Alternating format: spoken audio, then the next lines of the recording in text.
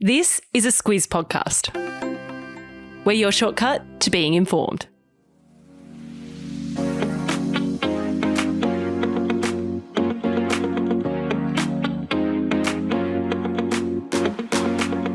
The weekly wrap is the week in news. I'm Claire Kimball. And I'm Jodie Spears. We'll start with the implementation of the ceasefire agreement in Gaza. We've picked some big themes coming out of that. And then we're going very light and breezy. We're talking about superannuation. Yeah, some big stories from the week that we'll make sense of for you. We're also talking about the renewed search for little Gus Lamont and the huge reaction to Diane Keaton's death last weekend. We're going to get you ready as well for our new podcast that's out on a Sunday. It's called What's Coming Up, because to be forewarned is to be forearmed. That is right. Let's get into it.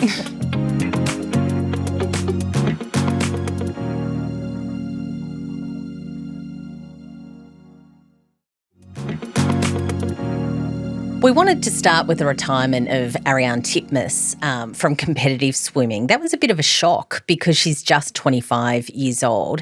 She possibly could have racked up heaps more world records and gold medals. Yeah, she's a 4-time Olympic gold medalist. She's got 8 Olympic medals all up, 8 Commonwealth Games medals, 6 wins at the World Championships.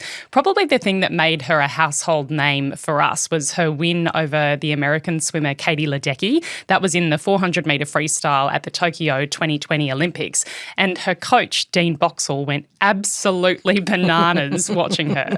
It was really one of those great moments of Australian sport. And we'll put a link to that in the episode notes because I'm sure I'm not the only one who enjoyed reviewing that again this week to relive that memory. It was just so good. So good. Particularly because Titmus herself is really cool, calm and collected when you sort of compare her reaction to her victories to that of her coach. She's pretty grounded and low fuss. She's going to retire quite early though because she says she has no regrets and she's really excited about the next chapter that's coming up in her life. Yeah, you forget sometimes that this is a personal choice, isn't it? She doesn't owe her country to keep going. She's already done some commentary work for Channel 9 and she seems like she'd be quite well suited to that, so she wants to do a bit more. And in her personal life, there's a newish partner and she wants to be a mum. She actually had a health scare back in 2023. I must have missed this at the time. Some benign tumours were removed from one of her ovaries, so she's fine, but she says that it really sort of put her priorities in order. Yeah, and good luck to her. At 25, she's already been involved in competitive swimming for 18 years. Started very, very young, so you can understand that desire for some sort of change. Yeah, that's a lot of trips up and down that black line.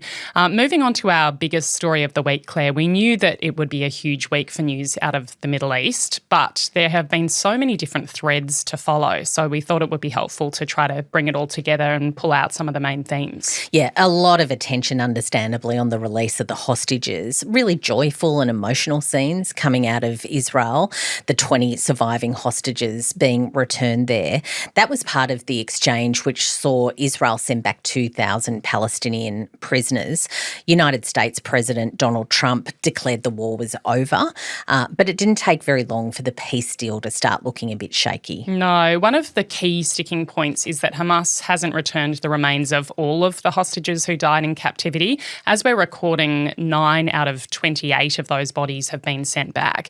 We mentioned last week that there was talk that some of the bodies would be quite difficult to find, let alone dig out, because so much of Gaza has been destroyed. The place is covered in rubble. Yeah, Israel, for its part, though, isn't buying that explanation. It notified the United Nations that it would restrict the flow of humanitarian aid going back into Gaza because those bodies haven't been returned. 600 trucks were meant to be allowed into the territory, delivering that food and that medical aid under the peace deal, but that's been cut in half. Yeah, it's reported that Israel has some intelligence that suggests that Hamas does know more about where those bodies are and that perhaps this is a deliberate move. There's speculation that they are sort of drawing the return of these hostages out because they want to buy more time to reassert their control in Gaza. And that's the next big theme to really pull out from this week, this power vacuum that's been created by the Israeli troops pulling back. The IDF is now in charge of a bit more than 50% of the Gaza Strip. Hamas wants to make sure that it's controlling what it's actually got presence in. Yeah, cue some graphic footage that was posted this week showing Hamas executing 7 men in a Gaza Gaza Square. They were members of the Dogmosh clan, which is one of several clans of native Gazans, people whose families have been in that area for a long time. And those clans have quite a lot of standing and authority locally. They've been involved in some historic disputes with Hamas. They haven't sort of submitted to their authority necessarily, and it's thought that the IDF tried to use some of those clans in the war. The clans, though, say they didn't collaborate with Israel, but that didn't stop Hamas of accusing those men and executing some of them. Hamas has promised to crush lawlessness within the Gaza Strip, but executing men without a fair trial is far from lawful.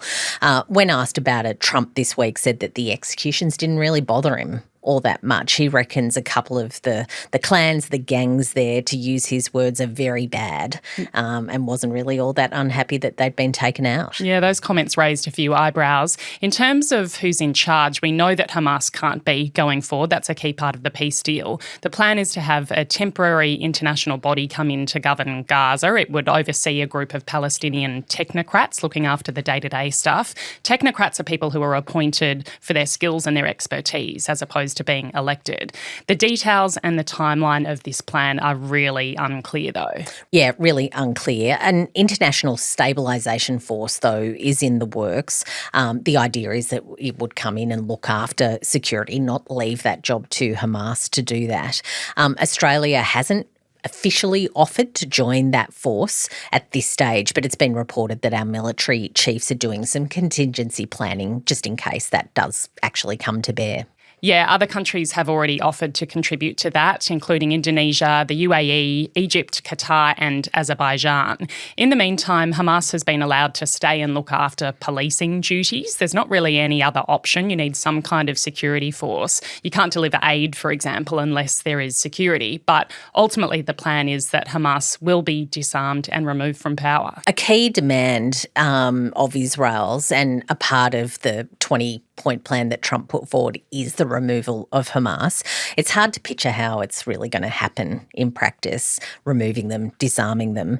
And we've just touched on those executions. Hamas fighters are said to be in fear of retribution from other Gazans. So that's a whole thing that's going to continue to play out, it seems, certainly in the coming week. But Trump this week threatened that if Hamas doesn't disarm, we will disarm them, and violently.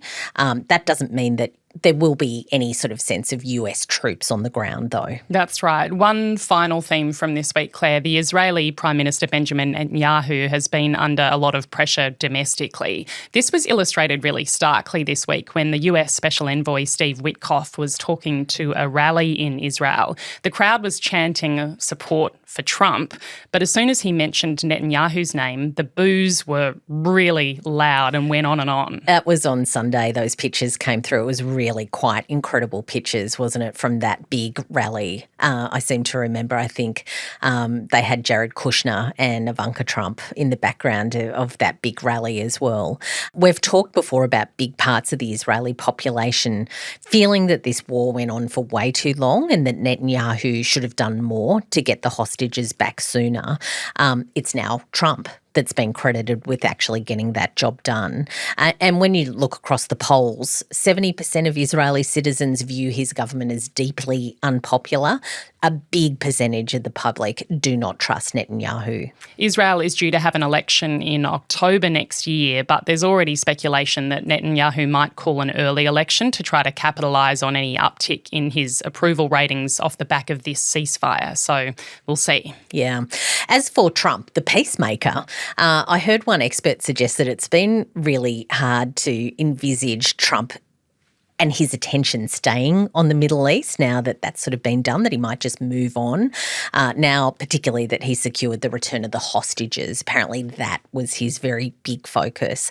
We've already seen that play out. He's pivoted attention to the war in Ukraine. Yeah, President Trump held a 2-hour, very productive, he said, phone call with Russian President Vladimir Putin to discuss the war late this week. They will meet soon to further their discussions about ending the war. High-level advisors from the US and Russia, with Secretary of State Marco Rubio leading the American delegation, are scheduled to meet next week to prepare for that leaders' summit. And Ukraine's President Volodymyr Zelensky is in Washington right now, getting ready to meet with Trump. that will likely have happened by the time we publish this podcast. Zelensky is seeking a mega deal, and that would include substantial US military aid, specifically these long-range Tomahawk missiles that could be fired on Russian targets way over the border from Ukraine, including Moscow. Yeah, from one war to another. Yeah, indeed. Jodie, on to three other stories from the week, and we'll start with the Albanese government's changes to the redesign of its very contentious superannuation tax plan for high balance accounts. Backflip is a term that's been used a lot this week. Backflip with a triple pike, no doubt made an appearance in the commentary somewhere. Before we get into the details, it was commented across the media that the timing for the announcement was quite interesting. Critics reckon that Treasurer Chalmers doing it on the same day as the Gaza hostage release was a deliberate strategy to minimise the negative media coverage. Yeah, for his part, Chalmers didn't respond to that. The government has been very careful not to get into that game. But let's get into the changes. There won't be a tax on unrealised gains. This was the most controversial aspect of that original plan, taxing unrealised earnings on assets. Do we need to explain that a bit? I think it would help. An unrealised gain is an increase in the value of an asset that hasn't been sold. So you think about something like capital gains tax. You're taxed when you sell the property. So the taxing of unrealised earnings means that an individual would owe the government money even though they haven't actually received any cash from the increase in value. Yeah, and we should say that that wouldn't have affected everyone. The government's original proposal would have likely affected individuals who have self-managed superannuation funds and held big assets like farms, private businesses, investment properties. There's a way to structure your superannuation so you can put your own sort of assets into it like that. So above, essentially a balance above $3 million, which was the threshold that the government had set. The new version of the tax would apply to realised gains, so after the assets have been sold. The other contentious issue was that $3 million threshold, the government were going to set it and forget it. Yeah, it wasn't going to be indexed for inflation. So critics said that wasn't great because as more people's super balances grew, this would have drawn a much larger demographic of Australians into that higher tax bracket. So that is now going to be indexed. Yeah, and when it comes into play, there will be an additional tax rate on earnings for super balances over $3 million that will still apply when it's realised. And this week we learned there's a new higher tax rate of 40% added to balances above $10 million. When you look at the numbers, I'm quite surprised exactly the number of people who do have super balances above $10 million. Yeah, that would have to be a pretty small proportion. Yeah. A couple of things about that. Those who didn't like the principle of our tax system going for money that people didn't have and who think that indexation is important, they have had a big win with this. Not on the winners list, though, is Treasurer Chalmers, not only for this political backflip, but also because there's now a $4.2 billion shortfall in the budget because that tax revenue isn't coming in. Yeah, it was definitely going to be able to put more in the government coffers by having this sort of tax workaround. So now that that's been changed, there's a bit of a hole that they've got to plug. As that was unfolding, Reserve Bank Governor Michelle Bullock was actually giving a speech at a big conference in Washington, and she warned that the Australian government needs to make the budget stronger. She raised concerns that the country's substantial budget deficits projected over the next decade are quite a bit to fill. So, look, if you want to go back into that, we've done a Squiz shortcut on it. I know way more about superannuation this week than I have for quite a while. So, yeah, it's important, I think, getting your nest egg sorted out and understanding the tax implications. So have a listen to that. Across. Yep. Moving on, Claire, to the renewed search for missing 4-year-old Gus Lamont in the South Australian outback. The search involves local police and Australian Defence Force personnel. They've focused on expanded search areas around the remote sheep station where he disappeared on the 27th of September. So looking at why they renewed it this week, the South Australian Police didn't start with any new evidence or anything like that. The decision to do it was driven by specialist advice. They say also that they've got a commitment to leave no stone unturned when it comes to searching for Gus. They've also launched Task Force Horizon. It comprises of specialists, including these field experts, coordinators, data analysts, medical experts, as well as survivability specialists. Quite a big team. My question was, why wasn't a task force like this put together sooner? Reports say that the initial search was conducted by a large and highly resourced team based on expert advice, and it was only after the initial search was completed and reassessed that the decision was made to launch this bigger, more strategic sort of effort. Yeah, and Commissioner Grant Stevens, the South Australian Police Commissioner, he said that the search was already one of the biggest in Australian history. It's involved hundreds of police, SES volunteers and locals, and of course we talked about the ADF personnel joining as well, Aboriginal trackers as well. They've covered more than 470 square kilometres in total. The only physical evidence that they found is a single footprint. It matches the boot pattern that Gus was wearing, but police said that it could have been there actually for a week before he disappeared. It's not a lot to go on. It's been a very difficult week. The search was hampered by nearly 40-degree temperatures on Thursday. They've been forced to operate during the cooler hours, so starting at sunrise and finishing by about midday.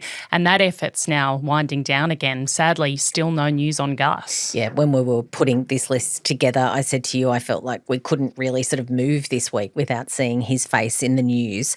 It's troubling, though, to see reports surface this week too that the Lamont family has been really distressed by AI-generated images and false reports of him being found. Yeah, one of the most widely shared and damaging images shows a boy who looks like Gus being bundled into a car by an unfamiliar man.